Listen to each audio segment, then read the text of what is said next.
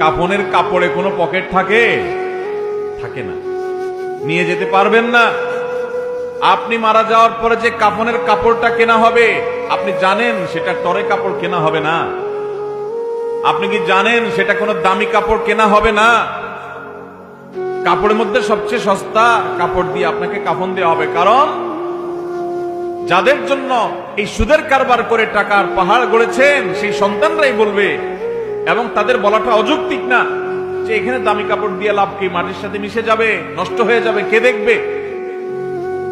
দামি সাবান দিয়ে আপনাকে গোসল করাবে না।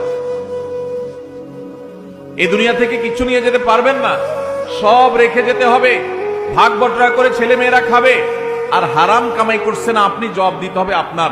আপনার চেয়ে বড় নির্বোধ কে আছে যে কামাই করবেন, চুরি করবেন যাদের জন্য, তারা কেউ আপনার চুরির দায় নিবে না। আপনার শাস্তি আপনাকে ভোগ করতে হবে, তারপর আপনি অপরাধ করছেন।